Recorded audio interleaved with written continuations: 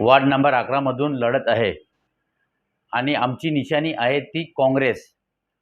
आणि आमच्याबरोबर आमचे लाडके आमदार माननीय रईस शेख साहेब या आमच्या पाठीशी आहेत आणि आमचा पॅनल जो आहे 4चा आहे आणि आमची निशाणी आहे हा पंजा, हाताचा पंजा।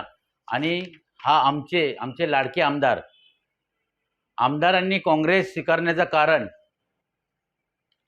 त्यांच्याबरोबर खांद्याला खांदे लावणारी लोक आमच्यासारखी पूर्ण भिवंडीमध्ये होते।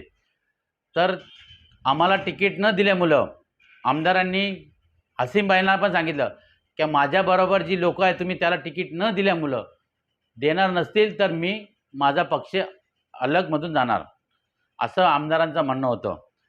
हसीमबाईंनी आम्ही 2012मध्ये पण त्यांचं काम केलं होतं। आम्ही कंटिन्यू जे भिवंडीचे खास लोक होते आमच्या लोकांना तिकीटं न दिल्यामुळं आमदार साहेब बोलले तुम्ही घाबरू नका, मी तुमच्या पाठीशी आहे। आम्हाला आमदारांनी काँग्रेसमधून जे पण सहकार्य केलं, रशीद तयार झाले यांनी आम्हाला तिकीटं दिली पूर्ण भिवंडीमध्ये। आमदार स्वतः उतरले काँग्रेससाठी आणि बोलतात ना गरीबों का मसीहा, तो मसीहा हा रईस शेख साहेबच आहेत, बाकी कोणीच नाही काम करायला, कोण मुंबईवरनं नाही आहेत।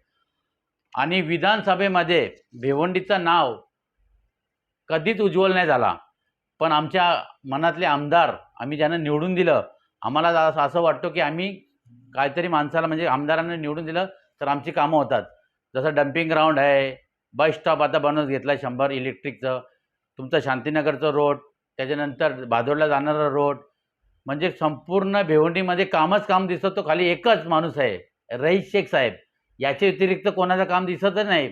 तुम्ही सांगावं का या माणसाने ते काम केलं आहे? कोणीच नाही केलं इथं काम, खाली एकच माणूस चालतो रईस शेख।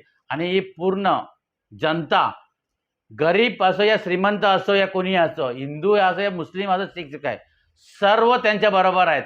त्यांना एकच माणूस पाहिजे, रईस शेख साहेब। लोकांनी विचार केलेलं होतं का त्यांना आम्ही घरी पाठवू, पण आम्ही आहेत ना त्यांच्या पाठीशी, आम्ही त्यांना घरी नाही भिवंडीमध्येच ठेवणार।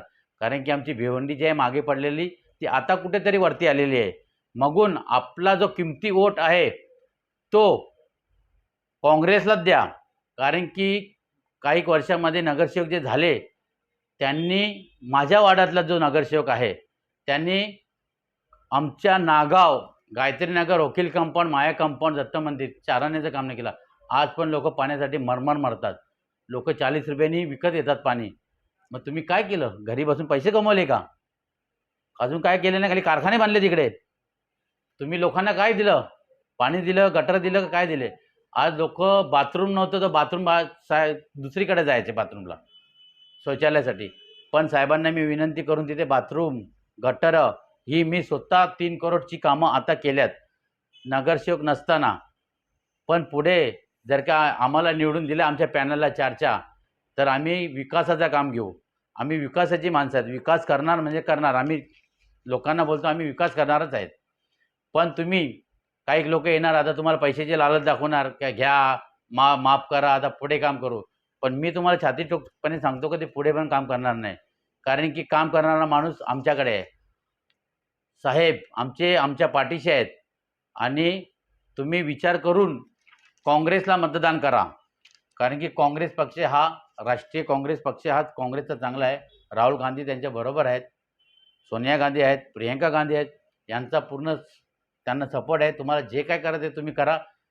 मला असं वाटतं की आता की पूर्व पश्चिम काँग्रेस चालू आहे, बाकी सगळ्यांच्या बत्त्या बंद झालेल्या आहेत, इथं दिसून येत आहे।